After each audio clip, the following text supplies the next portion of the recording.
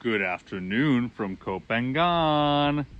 So we're in the middle of a pandemic, and many of you, for the first time, now have the ability to work from home. Of course, the circumstances are terrible, but that does not mean something good can come from this.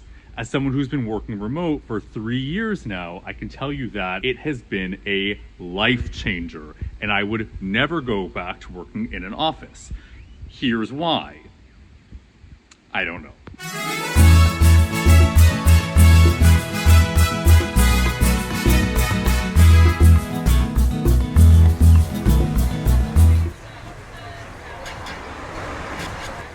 Some people love to wake up at 7 and be in an office at 8:30 and have really good working hours until 6 and then can go home and have their free time.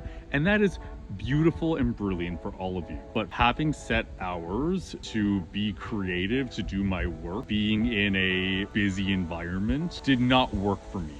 Working remote has not only meant that I get to choose the hours that I'm working, that I get to work on my schedule and in a way that works best for me, but it also means that I get to work from here, which is not terrible. And actually before this, I was traveling full time. I was living as a digital nomad. I would live in a city for a month and work from there. For me, it was one of the most extraordinary times in my life. So for those of you who are newly remote workers, I want to share with you a few tips that have worked for me to find that beautiful balance between motivation and time management and doing something nice for myself, using this as an opportunity to live my best life possible and maximize not only my work time, but my free time. So here are my 7 tips to maximizing your life as a remote worker. Let's go. And action. I'm recording. Oh, I didn't see you there. Oh, wow.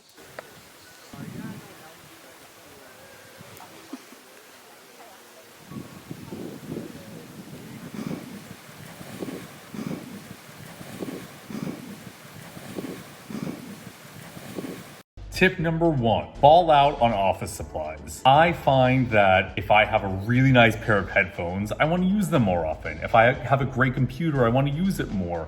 If I have a really comfy chair or even one of those bouncy gym ball things, well, I don't know the name of those. It's hard enough to get motivation to do your work. When you work for a good company, they put a lot of effort and put a lot of thought into creating an environment that maximizes your productivity. Now that's something that you have to take on for yourself. Get supplies that make you happy, that make you want to use them. Create a space for yourself that makes it fun for you to work. You don't want to go short on these supplies because at the end of the day, the happier you are with your home office, the more productive you're going to be and the better work you're going to make. And then the more likely it is that you'll get a promotion and then you'll make more money and then you can get better supplies. So again, it's important if you want to do your best work that you really have the best supplies with you. Numero dos. Be intentional about having a home office or working from a co-working space or a cafe. Ultimately, each of us has a different type of environment they want to work in. And for me, different tasks that I have require different spaces. If I'm doing creative writing, it's better for me to be somewhere really quiet. But if I'm answering emails and doing administrative tasks, I like being around people and being somewhere with just enough distraction that it doesn't feel stagnant. So ultimately, if you're a remote worker, you don't really have an opportunity to create a home office. So I would say the initial research you want to do anywhere you're traveling to, is there a space that fits my specific needs to get my work done? Will a cafe suffice? Do I need to find a co-working space? If I'm looking for Airbnbs and I want to be able to work from home, then really take the time to go through the pictures, read the reviews that talk about the Wi-Fi. So really take the time to investigate, is this a place that has everything that I need to do my work, or where can I find that for myself so that you can, again, maximize your work productivity. Do you ever wonder if YouTubers wear pants when they film? Like today I am, but some days. Number 3, build a flexible routine. Routine is, for 95% of people, probably a really critical thing to feeling a sense of stability and sanity in their lives. For me, as someone who loves spontaneity, as traveling and having every day be totally different, even still having that sense of routine can be really helpful to make sure that I have time to do all the things that I need to do. But like I said earlier in the video, my ideal work hours are not 8 to 6. I do my best work from 10 to 2 and then again in the evening hours. So typically what I do is I wake up when I want to wake up. I go find a cool cafe space. From 10 to 2, I do all of my administrative work where I enjoy working out of a cafe space. And then from 2 till 6, I have open hours where I can do exercise, go take a class. I can do whatever the other things are that I want to do in my life. But I keep that open for myself so that I have room to be spontaneous. Then from 6, I do whatever other work needs to happen, finish and have a nice late dinner, which I personally like, and then I have my whole night open. Find the schedule that works best for you so that you're really maximizing your time and you're maximizing your personal time too. And that's what's most important.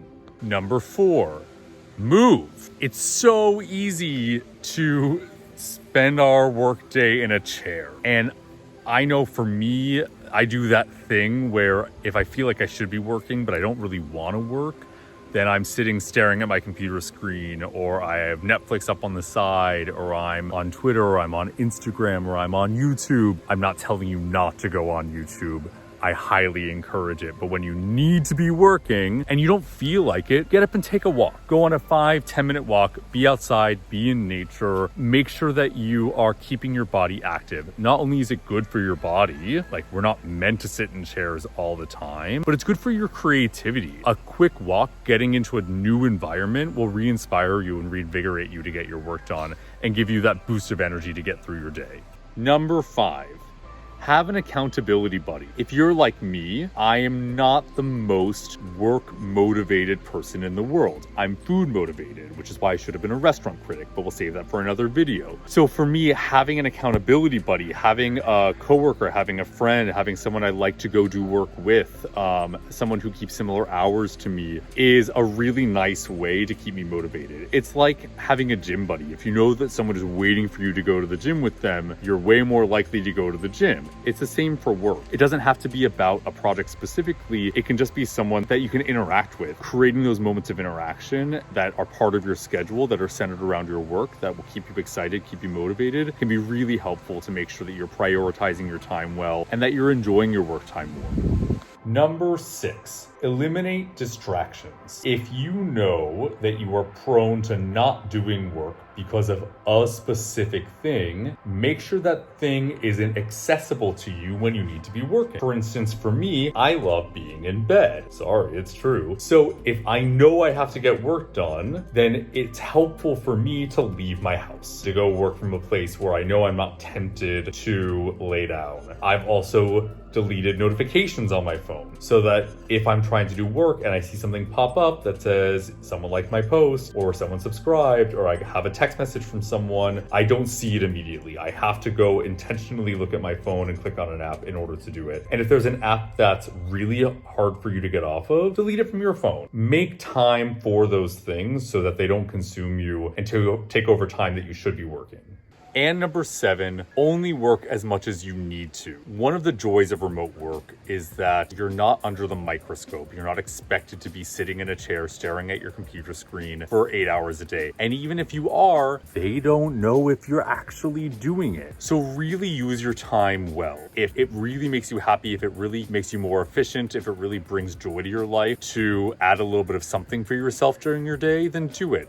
Build a schedule around that where you can still get your work done, but you're able to take that time for yourself. For me, I prioritize with lists because I'm the kind of person where I have an endless amount of work. I can keep working for 24 hours if I really, really wanted to, but I don't. So I make lists and I say, today, if anything, I absolutely have to get these things done. If I have extra time or if I'm being extra efficient, then I need to get these things done. And then I have my longer list of all my additional projects. And then I know if I'm really distracted and I'm not getting anything done, I at least have to get through my top list before I can shut my computer. If I'm in a really good mood and I want to keep going, then I can move through all of my priorities. But at the end of the day, this is your life. I'm not a fan of the term living for the weekend. There are 7 days in a week, and if we only get 2 of those for ourselves, then that's not an ideal life, in my opinion, unless you really, really, really love what you're doing, in which case, congratulations. But for the rest of us, this is an opportunity to own your time. And if you can own your time, that is the greatest gift we can have in life.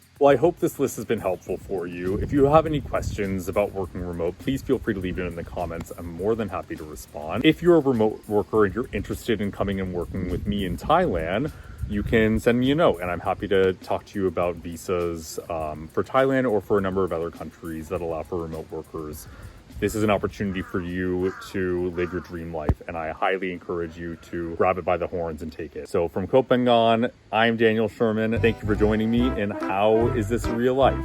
How is this real life?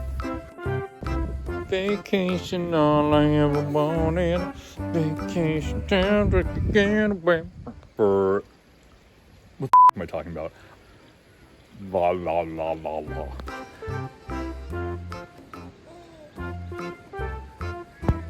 Yeah. I haven't made money in years. I'm crying. Subscribe, please. I'm just kidding. It's Tuesday. I gotta go back to work.